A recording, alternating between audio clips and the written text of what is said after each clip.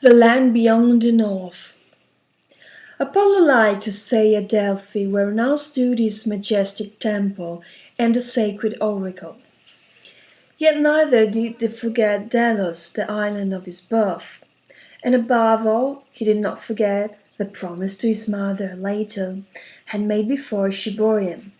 For this reason, it was not long before a gleaming temple, built by Apollo, stood out among the other sacred monuments of the island.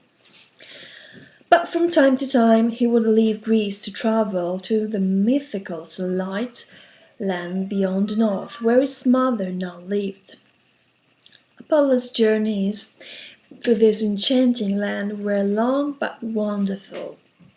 Mounted on a winged chariot drawn by two great snow-white swans, he would travel high above the clouds, leaving Greece far behind him. As he traveled farther northwards, he would catch sight of the first snows from on high, covering the mountain peaks like white caps. Gradually, the snow would grow thicker until everything beneath Apollo's chariot seemed to be covered by a white sheet. But above the clouds where Apollo flew, the weather was always spring-like, and the great swans would draw the chariot onwards swiftly and tirelessly. Finally, even farther to the north, the snows would begin to thin out, and far beyond the pole itself, golden sunbeams would shine through the clouds, shedding their light upon an enchanting land. This was the land of the Hyperboreans, the land beyond the north. Here was a country of eternal spring, brightly colored and bathed in a cool light, a region echoing with the tinkle of flashing waters and the sweet songs of iridescent birds.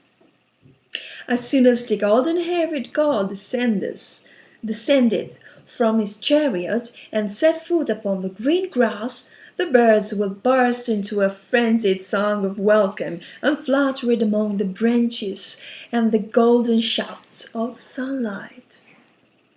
So beautifully did they sing their melody, almost rivaled the heavenly notes that Apollo plucked from his lyre. But at the same moment in distant Greece, clouds would darken the sky. Cold and rain would follow, for the god of light had left his homeland and dark winter was coming in his stead. Huddled around their fires, people would patiently await the return of Apollo and the winter's end. When the god of light came back, he would chase away the dark days with his golden beams and bring the warm and the sparkling spring. Then people would hold great feasts to worship the god and sing songs about the sun, the life, the light, and the joy.